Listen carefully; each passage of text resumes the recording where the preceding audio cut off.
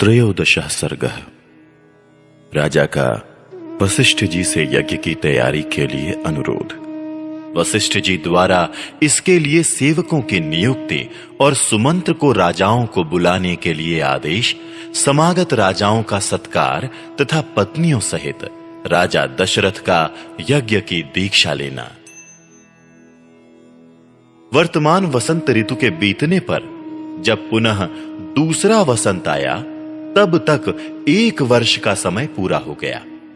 उस समय शक्तिशाली राजा दशरथ संतान के लिए अश्वमेध यज्ञ की दीक्षा लेने के निमित्त वशिष्ठ जी के समीप गए।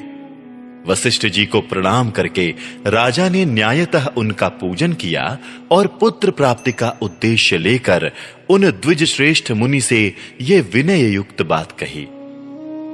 ब्राह्मण, मुनि प्रवर, आप शास्त्र विधि के अनुसार मेरा यज्ञ करावें और यज्ञ के अंगभूत अश्व संचारण आदि में ब्रह्म राक्षस आदि जिस तरह विघ्न न डाल सकें, वैसा उपाय कीजिए।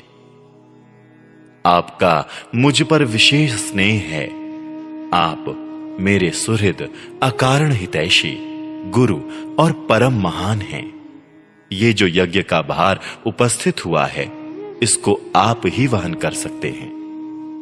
तब बहुत अच्छा, ऐसा कहकर विप्रवर वशिष्ठ मुनि राजा से इस प्रकार बोले, नरेश्वर, तुमने जिसके लिए प्रार्थना की है वो सब मैं करूंगा।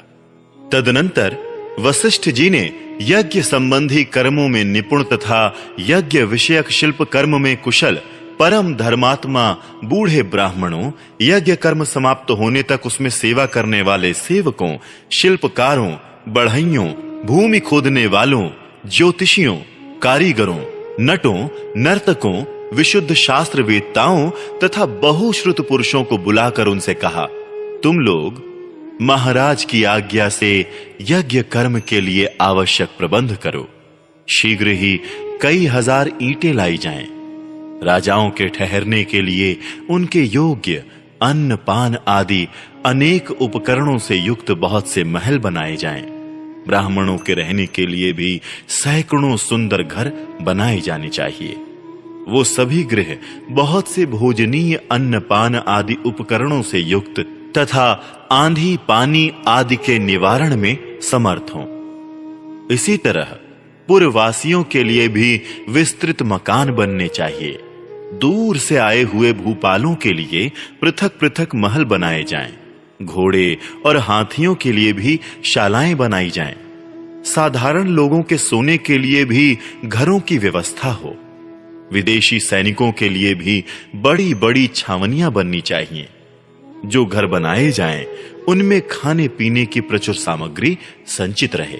उनमें सभी मनोवांछित पदार्थ सुलभ हों तथा नगर वासियों को भी बहुत सुंदर अन्न भोजन के लिए देना चाहिए। वह भी विधिवत सत्कार पूर्वक दिया जाए, अवहेलना करके नहीं।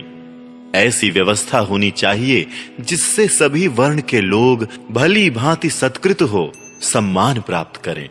काम और क्रोध के वशीभूत होकर भी किसी का अनादर नहीं करना चाहिए।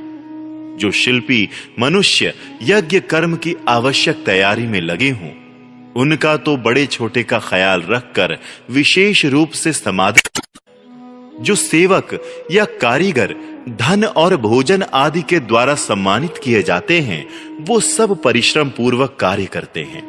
उनका किया हुआ सारा कार्य सुंदर ढंग से संपन्न होता है। उनका कोई काम बिगड़ने नहीं पाता। अतः तुम सब लोग प्रसन्न चित्त होकर ऐसा ही करो। तब वो सब लोग वशिष्ठ जी से मिलकर बोले, आपको जैसा अभीष्ट है उसके अनुसार ही करने के लिए अच्छी व्यवस्था की जाएगी। कोई भी काम बिगड़ने नहीं पाएगा।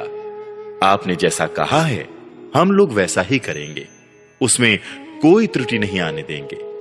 तदनंतर वशिष्ठ जी ने सुमंत्र को बुलाकर कहा, इस पृथ्वी पर जो जो धार्मिक राजा, ब्राह्मण, क्षत्रिय, वैश्य और सहस्त्रों शूद्र हैं, उन सबको इस यज्ञ में आने के लिए निमंत्रित करो।